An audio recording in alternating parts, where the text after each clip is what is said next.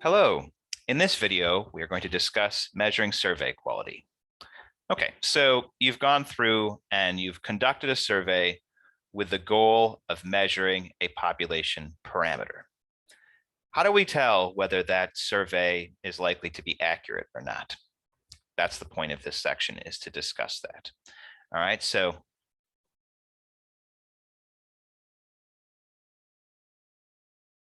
how do we determine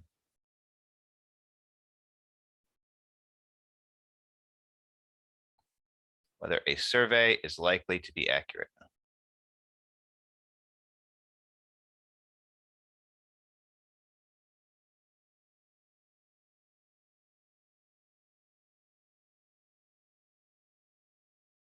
So the problem is that in general, in real life, we don't know the population parameter. Usually the goal of a survey is to estimate the population parameter. So it's not like you'd go through and conduct a sample, get a result for something that you're to estimate something that you already know. So the problem is that we don't know the population parameter in real life.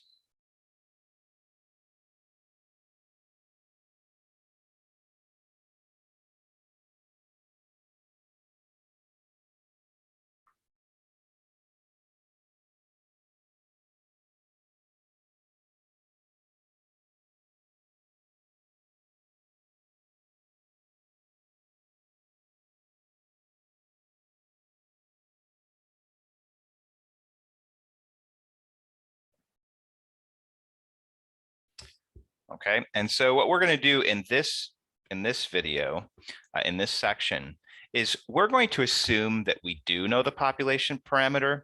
We're going to go through and we're going to talk about conducting surveys, and then we're going to compare our survey results with our known population parameter, and we're going to kind of construct a foundation or a framework that you can then use for actually discussing whether your survey is likely to produce a good outcome. Okay, so that's going to be the goal. In this section, we're going to be looking at basically coming up with tools and a foundation for how to go through and discuss survey quality. All right, so let's get started with that. So suppose we did a survey.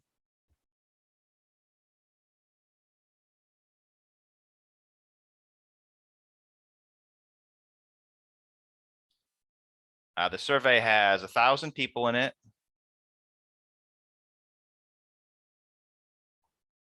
So it's from a much larger population. Okay.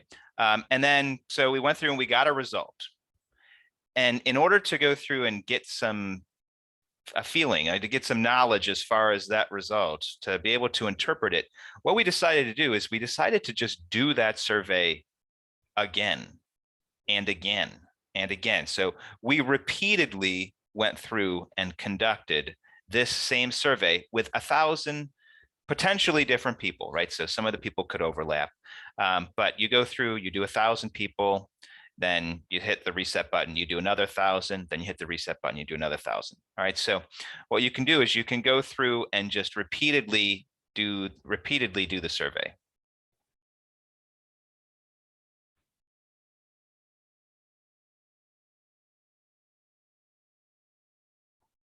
And when you do that, what's going to happen is you're going to get a bunch of results. And then what you can do is you can look at the distribution of the results.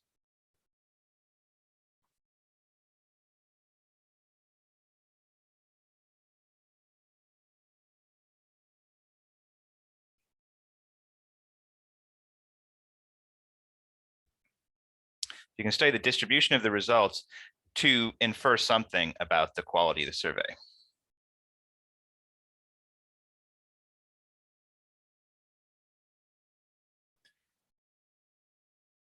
And what we're going to do is we're going to come up with two different ways to discuss our distribution, the distribution of the quality. So we're going to come up with two things. So one is going to be accuracy, and the second is going to be precision.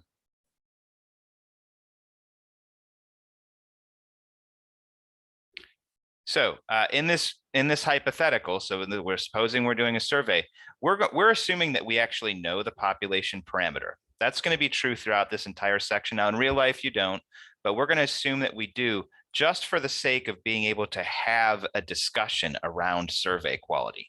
All right. So if you start off with the assumption that you don't know the population parameter, then it's very difficult to go through and have a discussion about all the different facets of measuring survey quality. So we're assuming we know the population parameter. You do the survey a bunch of times. So one possible thing is accuracy, and that is how close, the closeness of the survey results to the actual parameter.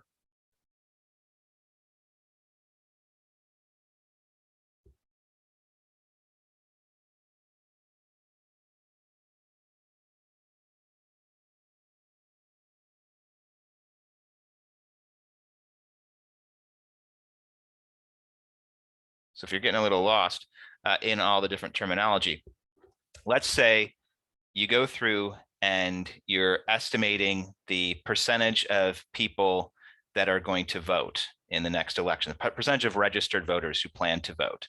That's what you're doing. So our population is all Americans, a very large population. We do 1,000 people. We ask that 1,000 people, are you likely to vote or not? And we know that 85% are likely to vote. We know the actual underlying number. So by magic, all right. So magically, we know by magic, we actually, the survey, you could actually talk to every single American adult. So let's say that we did that. We're going through and we're doing the survey, 1,000 people, and we know that 85% is the actual result. And the question is, so accuracy for our survey would be, are we close to 85%? So you do a survey, you get 83%. You get a survey, you do another survey, you get, 87%. You do another survey, you get 90%. So you're doing these 1,000 people surveys, you're getting these results. And the question is, in terms of accuracy, the question is, are we close to the actual population parameter, the actual 85%? That's the parameter in this case. So that's what accuracy means. And so a survey could be accurate or it could be inaccurate. So we could get numbers that are close to 85, or we could get numbers that are far from it. All right, and then precision, this is the closeness of the survey results to each other.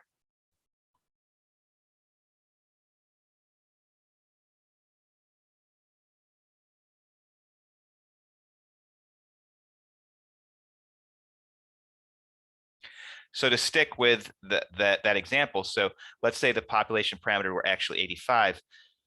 The question is, are results giving us, 83 and 87 and 84, things that are around 85, or are they giving us 70, 92, 64, 87, is there a wide dispersion of results, or are they close to each other? So the text gives a golfing example for this. I don't know if this is helpful or more distracting, but anyway, this is the idea broken down into separate cases.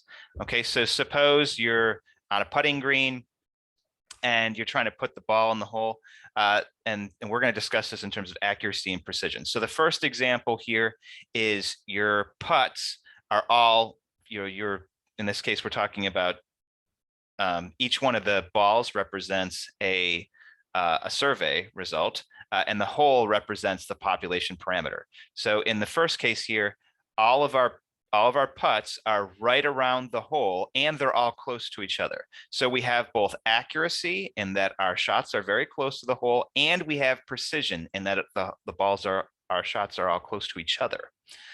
In the second case, we don't have accuracy because our shots are not well, I guess they're kind of close, but they're not around the hole. But we do have precision in that the balls are close to each other. Okay, so you're putting, when you go to putt, the method that you use, the motion that you do is very repetitious, and so the resulting shots are all near each other, but your aim is bad. So you're missing the hole. And then in the third case, we have accuracy, and that the balls here are kind of distributed around the hole. But we don't have like repeatability of our shot. Instead, we have a wide dispersion, so there's no precision. So precision is bad here, and accuracy is good. And then in the fourth case, we have we're not accurate or precise. So the balls are not clustered around the hole, and they're not near each other. They're widely spread out. So that's the four different possibilities. So you have accuracy and precision. Here you don't have accuracy, you've got bad aim, but you've got good precision. Here you've got good aim, but bad precision. And then here you've got bad aim and bad precision.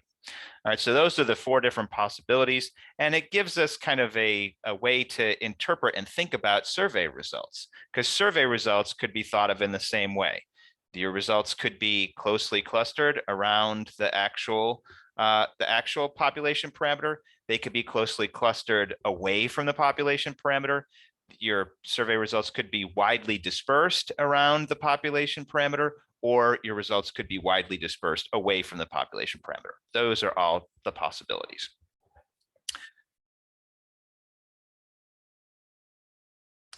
Okay, so to dig into actually, doing surveying and tie this to actual outcomes, what we're going to do is we're going to come up with a simulation.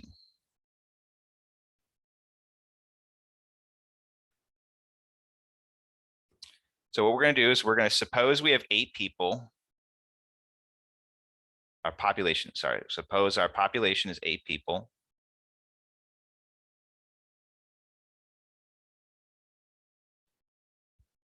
We're going to do samples of 4.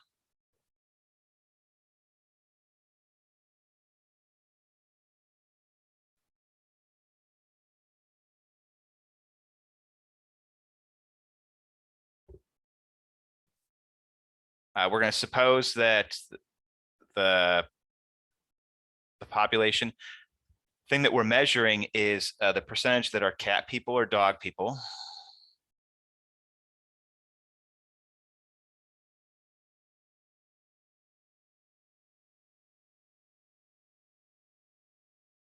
And furthermore, we're going to suppose that 25% are cat people. 25% of the population.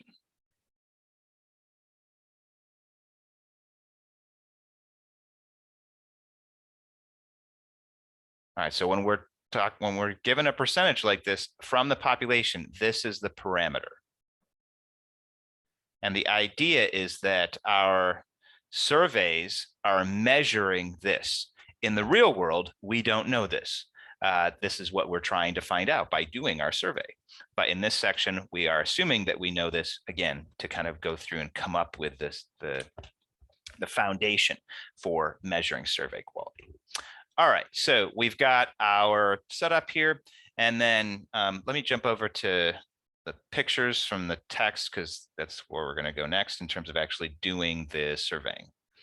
All right, so I've gone through and taken some stuff from the text here and just put it on here. So here's our population, 8 people, 25% are cat people. So 25% of 8 is 2.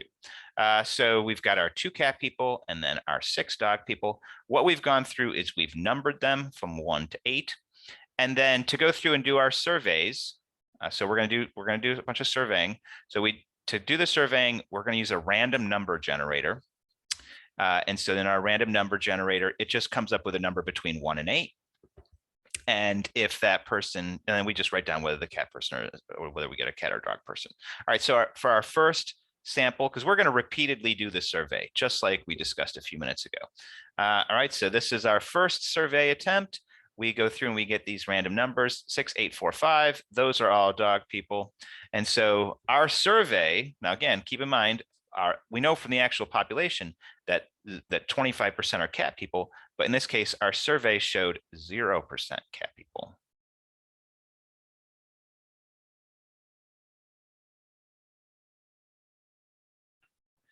All right, and then we go through and we do another survey, because that's the method here, is that we're repeatedly doing surveys and discussing the distribution of the results.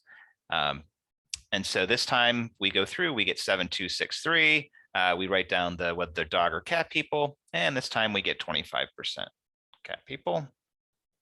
from the survey. And again, we know from the actual population that there are 25%. So this survey was accurate, whereas this one wasn't. And then we do another one, we get 25% cat people again. And so the idea is that this is just kind of examples.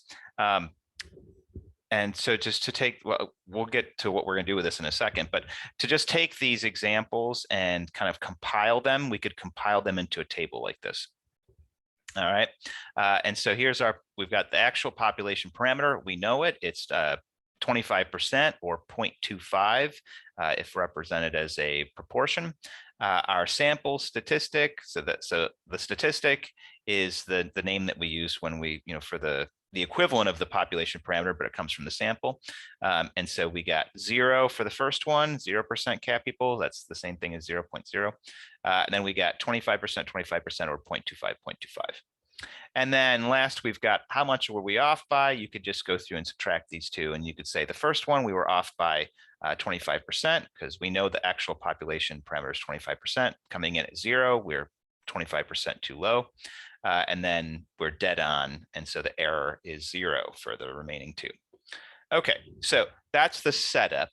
Okay, now let's suppose that we just did this again and again and again, essentially an infinite number of times. So we go through and we keep pulling population, we keep doing samples an infinite number of times.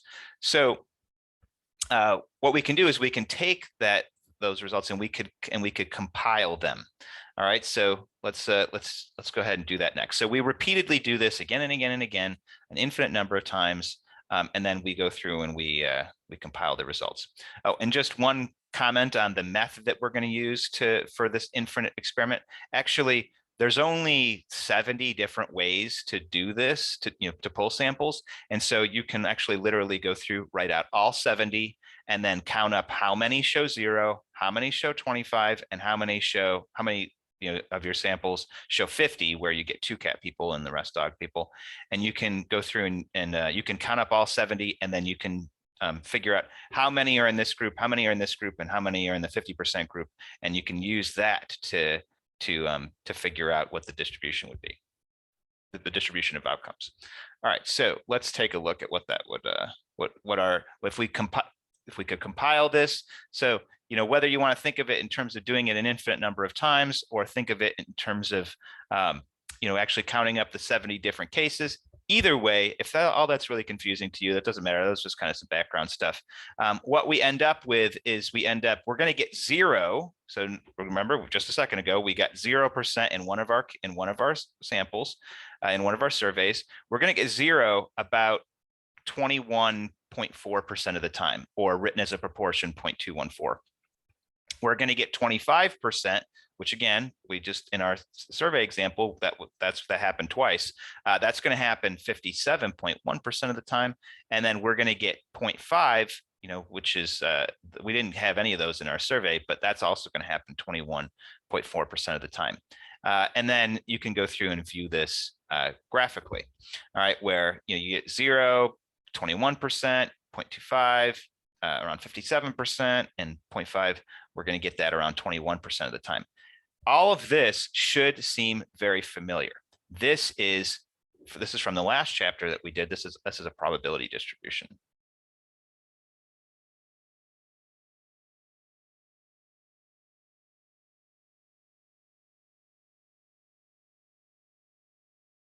All right. And so what our outcome can be from going through and doing, from repeatedly doing a survey, our outcome of doing that is can be interpreted as a probability distribution. And then we can then use all of the things that we learned about probability distributions in the last chapter to go through and say things about our survey. Isn't that kind of cool? I think that's very cool, actually. All right. So before we do that, one quick comment. So in terms of the name that we give for this, although this is a probability distribution, because it's done in regards to surveying with samples, we call it a sampling distribution. So new name, sampling distribution. That's what we're going to call these. You think it'd be like a survey distribution instead of a sampling distribution, but that's not the term that they chose. They chose sampling. And the reason for that is that when you do a survey, you take a sample from the population that you're surveying. So the 1,000 people that we chose to go through and ask their voting whether they're going to vote or not, that's a sample. We grab 1,000 people, and then we survey that 1,000 people. And so because it's so kind of have a choice between survey or sample for the name. I guess the one issue, if you called it a survey distribution, is that you could survey the entire population. So maybe it makes more sense to use sample. But anyway, so the name for these things we're going to use are sampling distributions. So when you're going through and you're discussing the results of a survey, what we're going to do is we can compile them into distributions, and we call that a sampling distribution. Okay, let's see if we can get back here to the whiteboard. All right, so how can we discuss the results of what we just went through and looked at?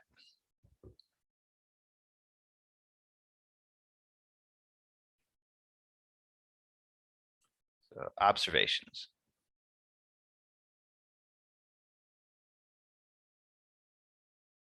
So number one, the first observation.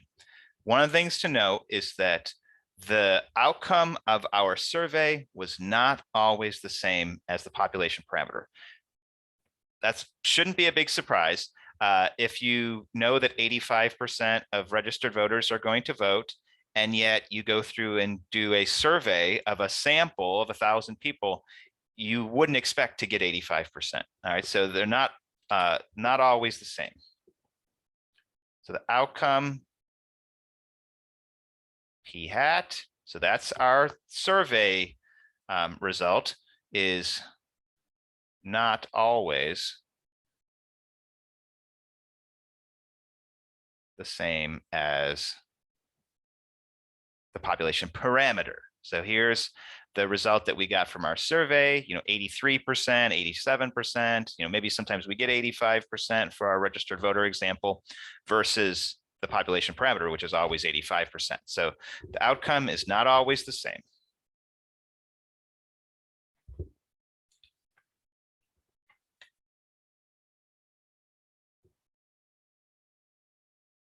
The mean of all p hats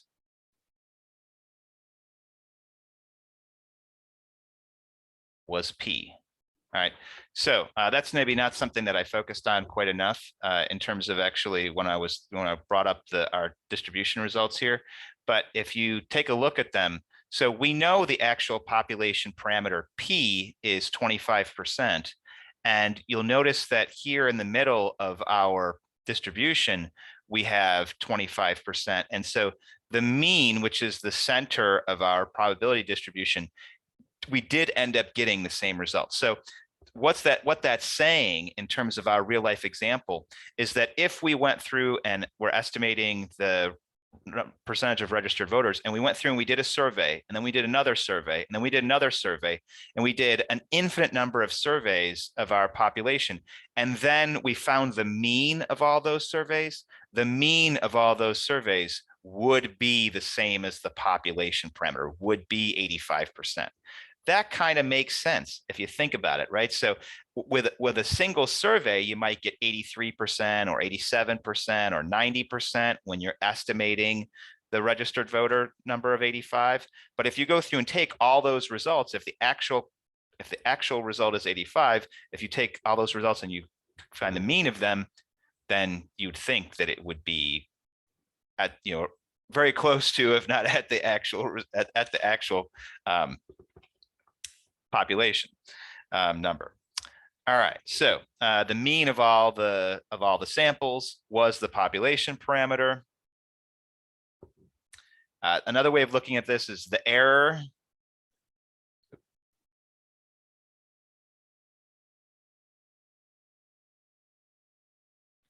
Which is p minus p hat. was 0 for the mean, right? So talking about the mean, if you take p minus the mean of all the p hats was 0, this calculation, the error, this is called the bias.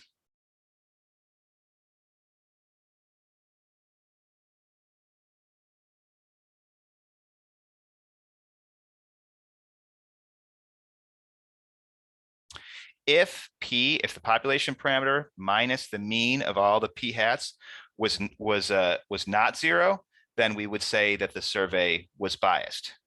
If the error is 0, then we say that the survey is unbiased.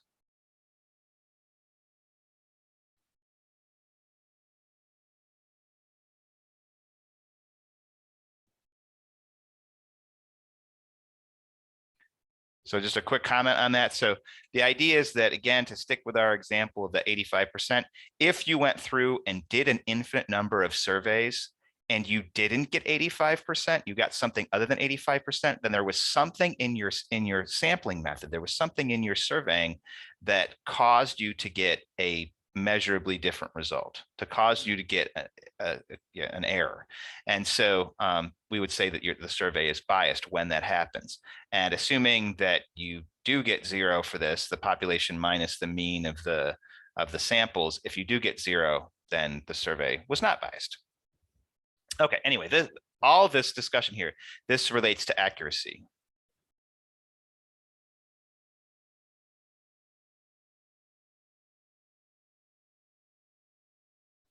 Of the survey. So to go back to our very beginning when we introduced the two ideas. So that's regarding accuracy. So we want to talk about precision. So notice the sampling distribution is unimodal and symmetric.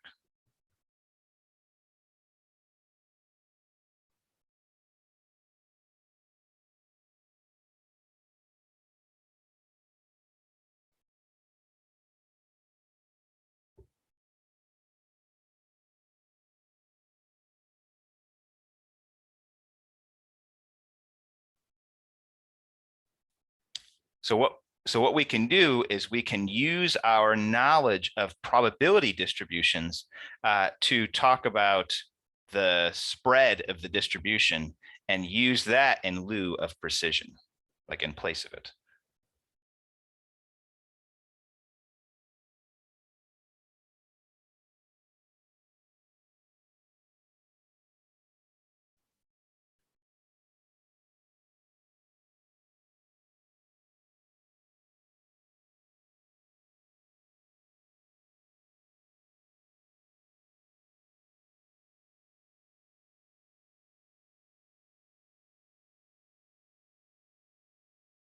And that the spread of the probability distribution. So again, this all comes from the last section. So we talked about, we can go through and we could find the standard deviation for that.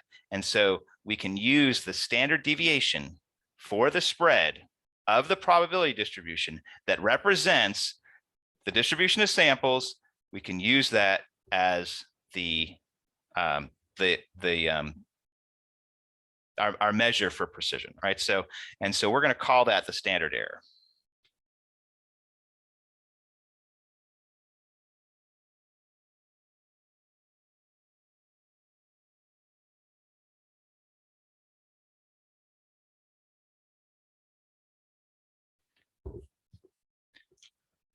All right, so in this case, the standard error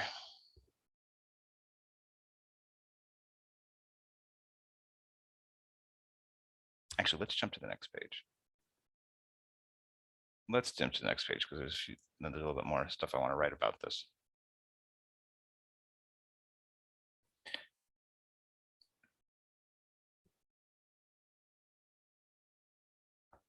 All right, so let's put it all together.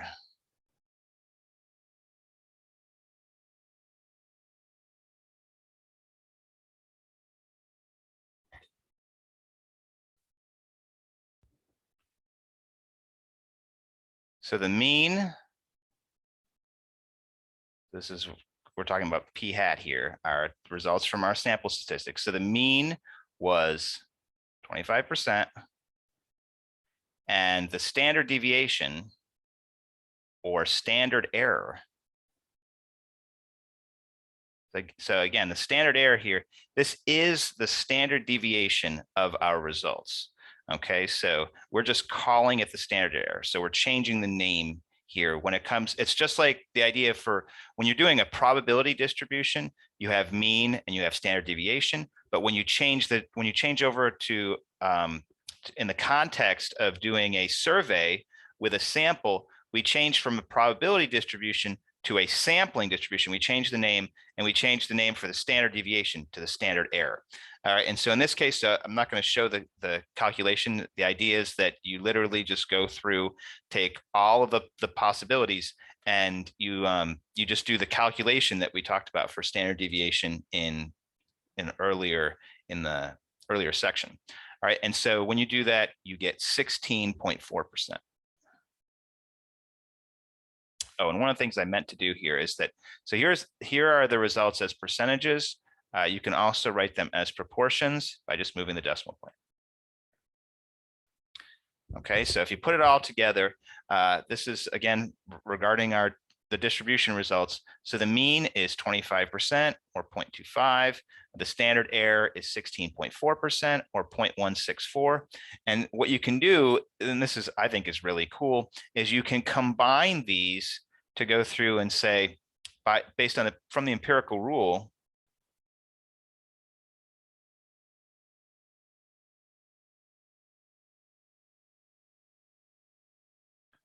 if you take the mean and subtract one standard deviation, right, you're going to get 8.6. Here, can't read my handwriting here.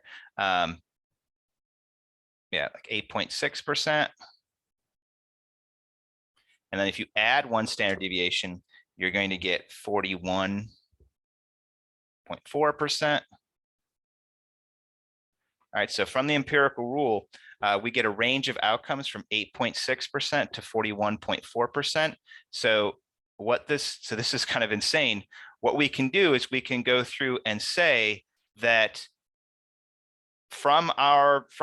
if we were to go through and do a random, if we were to go through and pick one of our samples, if we were to pick one at random, there is a 68% chance that the result would be in that range.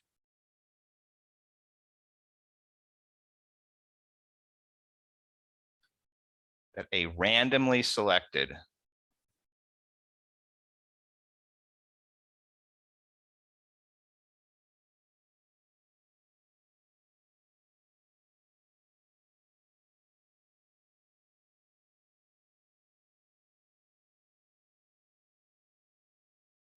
okay, so let's let me just pause there because there's like a lot of things going on and we're compiling things from all over the class and just, Voltron like putting them all together. All right, so earlier in the semester, we talked about the empirical rule. So what the empirical rule says is it says that if you go through and you have a mean and you have a standard deviation, if you take the mean and subtract one standard deviation, and you take the mean and add one standard deviation, then you can get a range of outcomes. The empirical rule says that in that range of outcomes, your outcomes are 68% of your outcomes should lie in that range. If we were to subtract two standard deviations and add two standard deviations, then the next one is 95%. So hopefully that's like ringing some bells, 68%, then 95%. But if you subtract two standard deviations, then you end up below zero, which makes this one weird. But that's the idea, is that the empirical rule, we can go through and use it when we have means and we have standard deviations, and that will give us the percentage chance of outcomes. Another interpretation of this, which we also have discussed earlier in the semester, is that it also says that 68% of outcomes are in this range. There's kind of two different ways of interpreting this that are both useful. So 68% of outcomes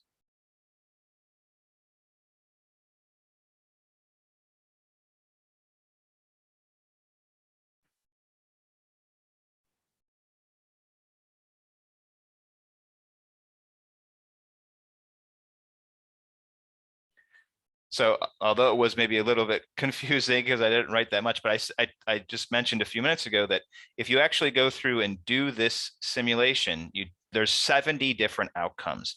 If you go through and look at the 70 outcomes, 68% of them should lie in this range between 8.6 and 41.4%. We can actually compare that to the actual results that we got.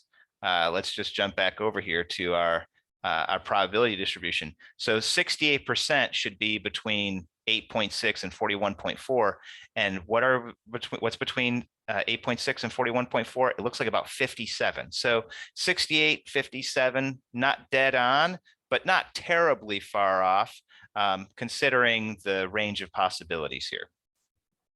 So anyway, that's all the stuff that we can go through and do just with a single simulation, playing around with where we have a small population of 8 people. We're doing a survey of 4 people. We just do like cat or dog. You could do anything for this, doesn't have to be cat or dog. And then going through and using an actual specific population. All right, so let's go from this to a more complicated simulation.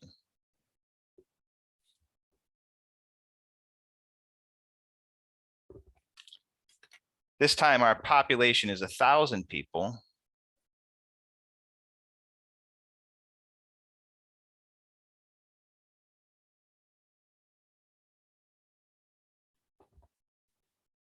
We're going to do samples of size 10. So we're going to survey samples of 10 people. And then we're going to repeat this. So in the last case, there were 70 different possibilities, and you could actually go through and count them up. You could not do that in this case. There's too much data. And so we're going to have a finite number of experiments that we're going to run. So we're going to repeat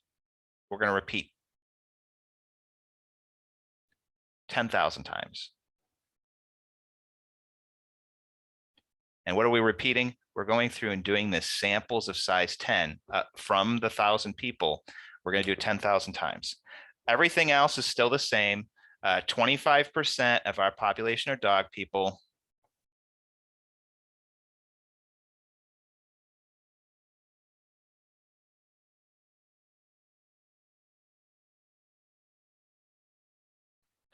Okay.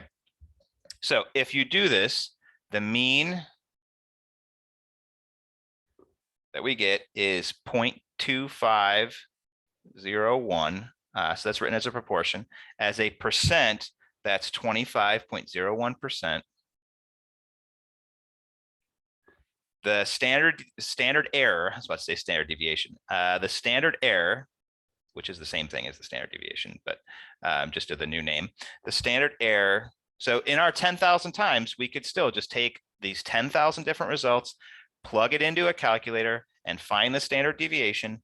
That is going to be 0.136, or as a percent, 13.6%. All right, so and I can't remember if I said this. We use a computer to do this.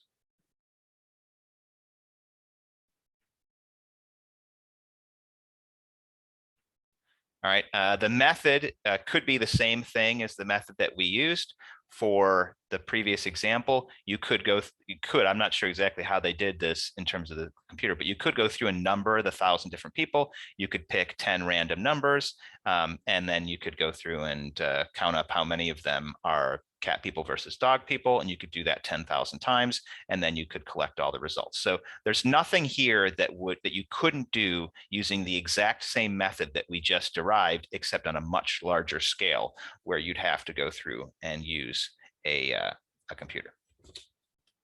All right, so I can show you the distribution. So not just our calculation here, the distribution. Let's see here. I think this is the one for it. All right, so here are the distribution. We've gone through and sorted, this distribution has sorted the outcomes. Okay, so you can see here, we're going to get zero cat people. Instead of doing the probability, instead they've got the frequency here. And so of our 10,000 cases, a little over 500 of them, we got 0. And then this is like, it looks like this is 10. Let's see here. What we got? This is 10% of the, because there's p hat. So 10% of the population of the sample, 10% of the population. So, okay, apologies. So we got one, this is 0 cat people. We got 1 cat person out of our 10. It looks like, you know, maybe 1,700 times, 1,800 times. We got 2 cat people, about, you know, maybe 2,700 times. We got 3 cat people, about 2,500 times, 4 cat people. And so these are written as proportions or percentages. If you go through and you've got, if 0.4 of proportion of your 10 people are cat people, that's the same thing as saying 4 out of 10. Okay. And so that's that's the translation there. Anyway, so those are the results that you end up getting from your 10 person sample. Sometimes you get 0, sometimes you get 6, or even 7. Looks like 8 is basically where it levels off. Okay. So that is that's our distribution. So we've got our distribution, we've got our mean, we've got our standard deviation. And what we can do is we can go through and do the same kind of cool thing we did in the last section, where we go through and give a range of outcomes. So if you go through and do 0.2501 and subtract 0.1364, assuming I did the range correctly. So this is 1 standard deviation range. Or actually, so it's 1 standard error range.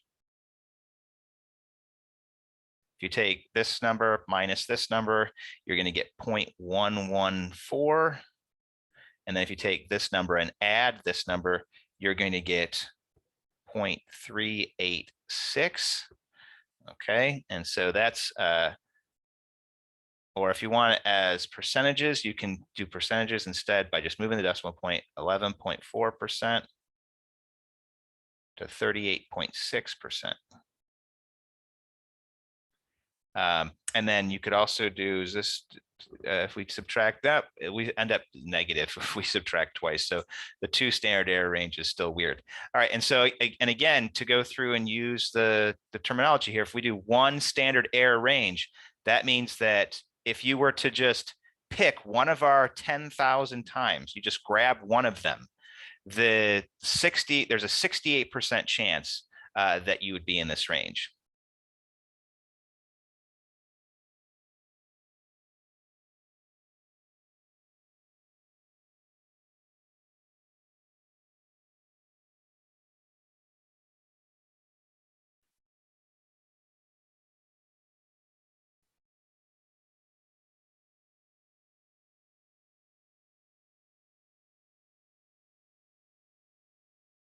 Or the other way to think about it is that 68% of the results should be in this range. So you could go through and do 68% of 10,000. So out of the results, 6,800 results should be in that range, roughly be in that range. So again, what we're doing there is we're taking the empirical rule and applying it to our sampling distribution, to go through and take the mean and standard error and construct ranges of possibilities with them. Okay, so one observation that we really need to have about this is that, so notice that we went through and took the population from 8 up to 1,000. So 1,000 is a lot more than 8, right? So more than 100 times. So we increased the population by 100 times, and we made the sample went from 4 in our previous example up to 10. So the sample doubled, a little over doubled. So population multiplied by 100-fold, the sample doubled, and yet look at the standard error results, right? So the standard error results, we had standard error 16.4%, standard error 13.6%. So the precision right? What is the precision? The precision is the range, is the width of the distributions, right? It's how the spread, right, of the distribution. The precision increased as population was multiplied by over 100. I think it's by 125. So we went through and increased the population by 125 fold, and the precision got better. All right. So what happened there? All right. Well, the sample increased in size from 4 to 10. All right. And it turns out that the sample size is the key to precision.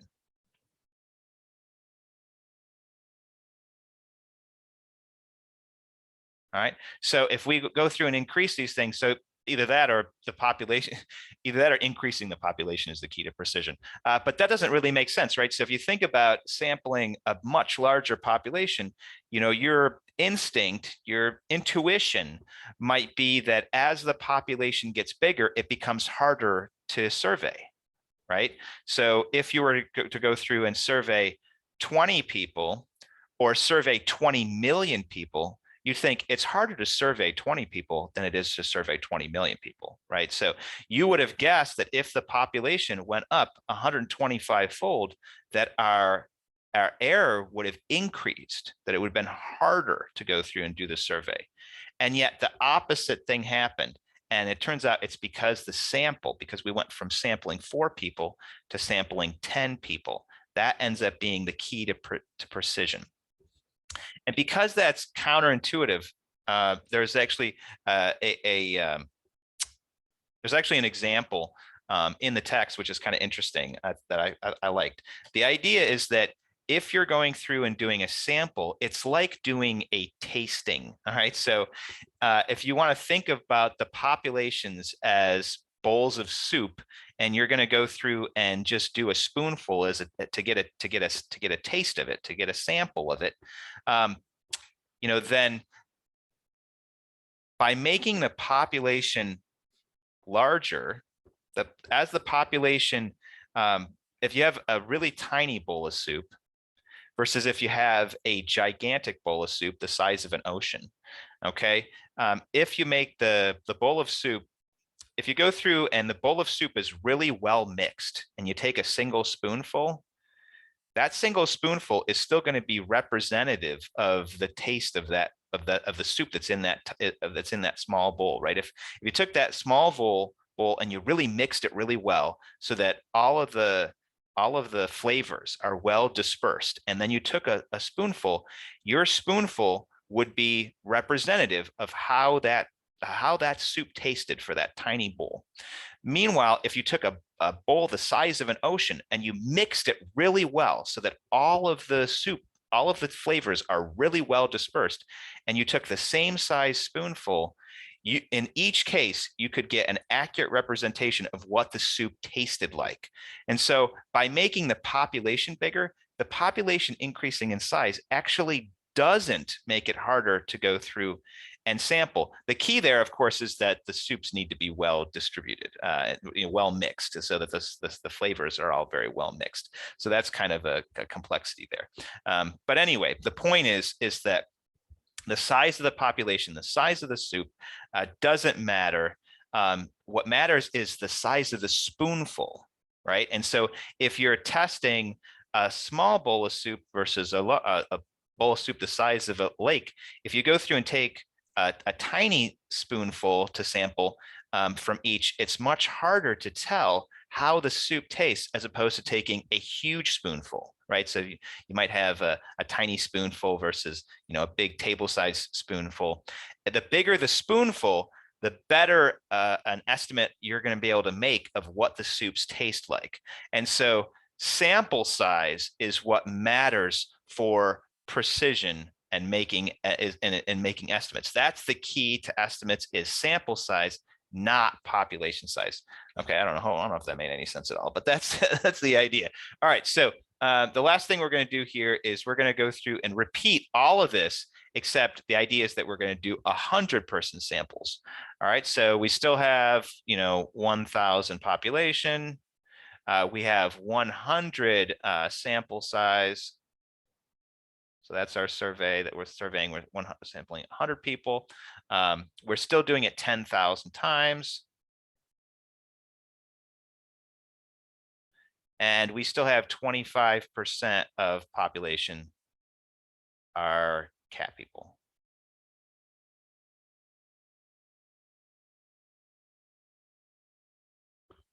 All right, so we go through and do this. What do we get? We get the mean is 25%. So again, there's nothing here that you could not do in terms of our simulation using the same techniques that as we described with the 4 and 8 person thing. It's just you're going to need a computer to do it. So a computer is going to handle this for us. And so the mean of all of our 10,000 times is 25%.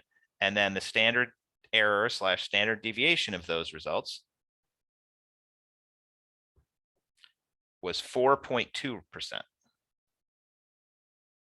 And so you could go through and construct using the empirical rule, we could break out the empirical rule. And so 68% of our results, or 68% of the time, a random result should get you a range of between 20.8 and 29.2%. Okay. And then this time we can go up to the 2 standard deviation. 95% of the results, or 95% of the time, your result should be between 16.6% and 33.4%. And so at this point, maybe I don't know if it feels like we've gone far afield from where we started, where the whole goal was to be able to discuss survey quality. So I don't know if you've gotten lost in that whole entire journey, but this is a measure of survey quality. So we're actually there. We've gotten to the result that we set out to, which is we now have something to go through and measure our survey quality. All right, so we can go through and take the simulation, and we could take this simulation and turn it into means and standard errors, and then use that to predict ranges of outcomes. Okay, and the likely the likely range around the actual population parameter. Okay, so now the thing is, when you go through and do a survey, you're not actually going to go through and do it an infinite number of times. So what we need is or 10,000 times in this case, we need some formulas here. So here's a shortcut formula.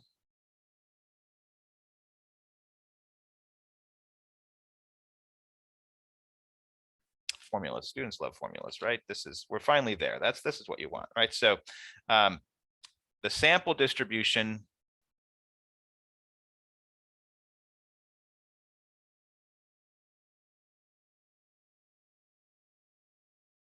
will have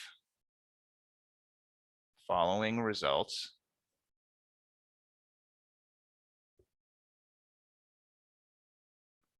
One, the mean for p hat, should be clear here.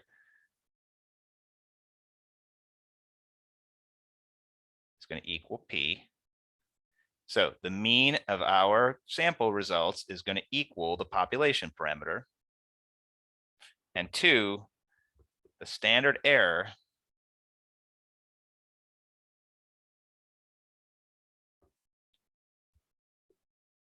equals the square root of the population parameter times 1 minus the population parameter over n, where n is the sample size.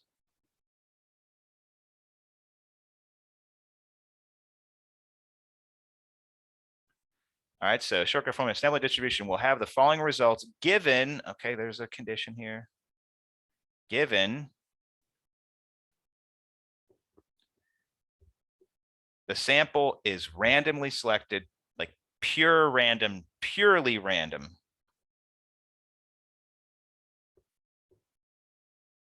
So no room, there's no bias. no bias, sample is randomly selected from population.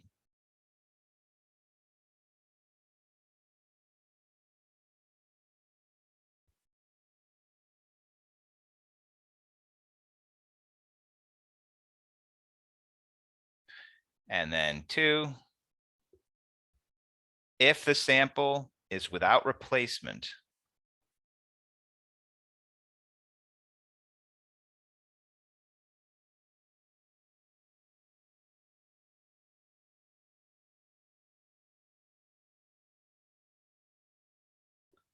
population must be 10 times the sample.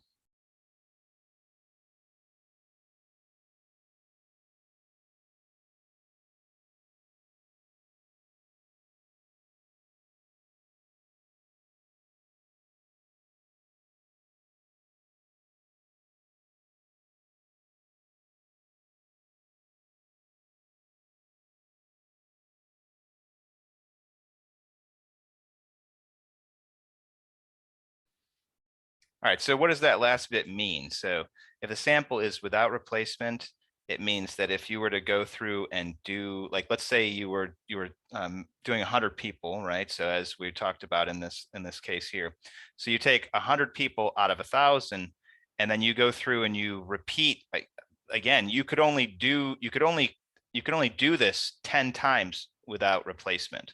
So if you can't select the same person when you do your repeats, then that does limit, that does create some problems. And so you need to have a bigger population if you can't go through and reselect people. So in a survey case, like if you were going through and doing our example with your 85% of registered voters, if you did 1,000 people, the question is, so let's say you survey 1,000 people to estimate all the registered voters out of the however 100 million plus adult Americans there are. You do 1,000 people, and then you're going to go through and you're going to repeat the survey multiple times. Can you call anyone who you've already called once? If you can call the person again, then that's with replacement. You keep people in the pool when you're going through and you're doing the survey. If you can't call them, right? So you call 1,000 people and then you eliminate all those people from future surveys, then that's without replacement. And so if you're doing a survey without replacement, then the sample needs to be a lot bigger than the population, to adjust for that. Okay, let's see here. There was one other thing I think I did forget to do, which is we do have, maybe I did do this, but I'm going to do it again because I can't remember. I had to pause the video for a few minutes. So I don't know if I presented the results for this. So here's the graph of the results. All right, so when you've got 100 people, so you can see the distribution here. When your samples are of size 100, again, so still have 10. We're still doing 10,000 people. Just the distribution is just has more detail, right? So it's more fleshed out. It's become increasingly symmetric as your sample increased in size, and so that just kind of gives you anecdotal information, from looking at the graph, that as we add more, as we make the survey size larger, as the sample of population becomes larger, then we get a more well-behaved outcome. It's cleaner. It fits the empirical rule better. You have anyway. It just gets better. Okay, so there's one. Okay, so there was a couple more things we're going to do, and then we'll wrap it up. I know the video is too long. Just like all the videos, I have trouble doing videos for this course without them being too long. But let's go through and let's at least do one example, because we haven't done anything that would be like homework-ish throughout the entire video. All right, so the homework thing we're going to do is we're going to go through and use the formulas that we just derived. All right, so suppose the population is 1,000, Sample size is 100. 25%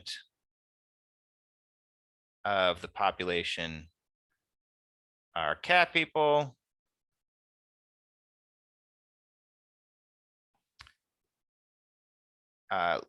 What are the results? What results do you get if you use the formulas, the shortcut formulas we just came up with?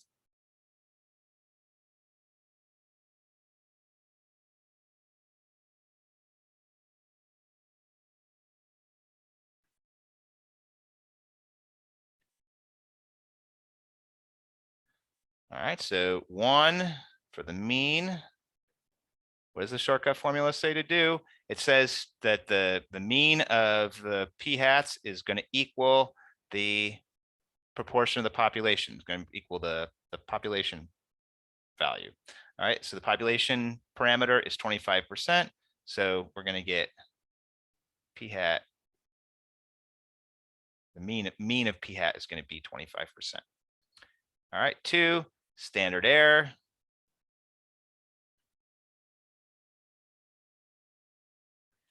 We're going to go through and get the square root of 0.25 times 1 minus 0.25 all over 100. Where is this coming from? It's coming from the previous page, right? So it's coming from right here, this formula. So we're just taking the population, the parameter value, and plugging it in here, and the sample size here, crunching the numbers, and we get approximately 0.04330, which we could then round to 4.3%. So our shortcut formulas produced 25% and 4.3%. And let's look, what were our simulation results? 25%, 4.2%. Oh, actually the standard error is a little off there. But anyway, so the standard error is really close. And so the mean, of course, is dead on because of the way that we handle it. All right, so all of this might seem really esoteric and, again, not connected to real life. So how could you use this in real life? Let's tie this back into real life. Measuring survey quality. That's the name of the video. All right, so in real life,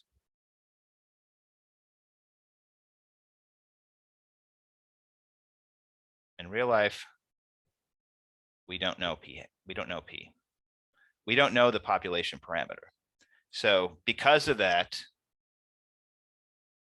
these formulas for real life, they're just academic. They're kind of interesting. It's kind of cool. We got the shortcut formula for, for calculating the standard error, from a probability distribution where you go through and do 10,000 cases. That's kind of cool. But what does that have to do with real life? All right. In real life, we don't know P. All right. So, but what we can do in real life, we can guess. We're going to guess that the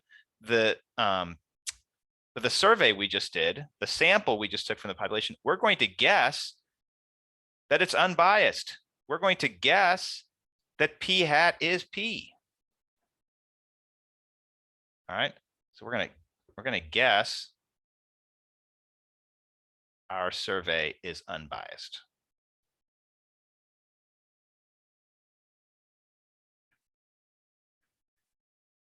Thus, we can guess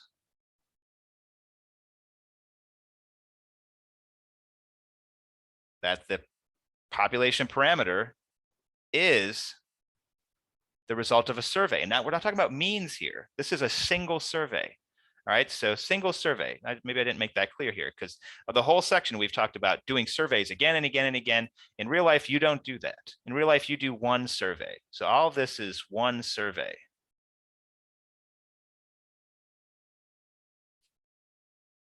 So we do one survey. How can we use all this stuff that we just derived on it? How can we use it? We do one survey. We guess that our survey is unbiased. We guess that the population parameter is equal to the sample statistic, equal to the result that we got from our single one survey. And then we go through and use the sample, we go through and use the formulas, the shortcut formulas.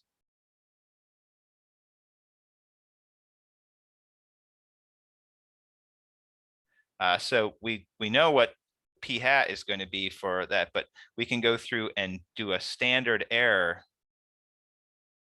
The standard error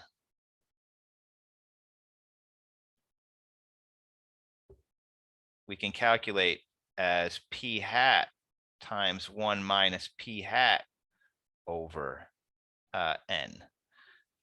All right. And so if you do a single survey, what you can do is you can guess that you've nailed it. You've got the population parameter dead on, dead to rights.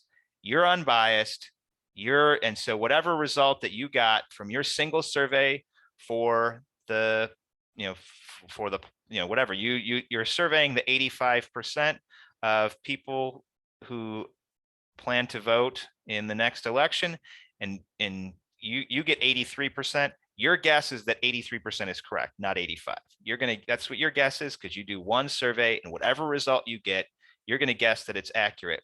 And then you can then use the standard error formula by replacing the population parameter with the result from your survey. And so between these, we've got a mean, quote unquote, because it's not a mean. We're just taking our single result and using that. And we've got a standard deviation.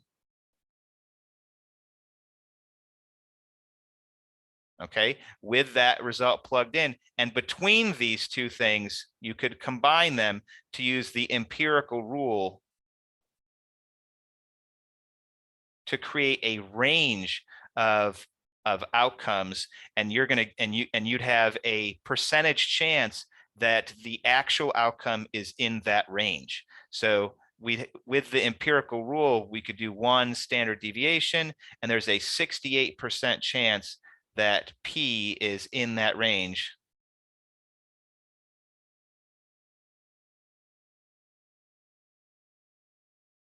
And if you did two standard deviations, there would be a 95% chance that P would be in that range.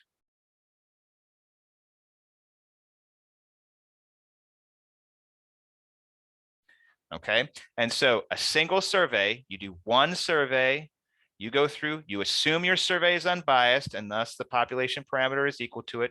You then use the formulas we just derived with the result that you got from your single survey. You then take those two results, that gets you a mean and a standard deviation. You can then use the empirical rule as we did here. As we did here, you can use the empirical rule, and then you can go through and say that 68% of the time P should be in that one standard deviation range, and 95% of the time P should be in the 2 standard deviation range. And so we can then take all the stuff that we've done in this section, and we can tie it back to real life by going through and making some assumptions and using the empirical rule. And this is the direction that we're going to take in the sections that are coming up. All right. So thank you for watching. See you next time.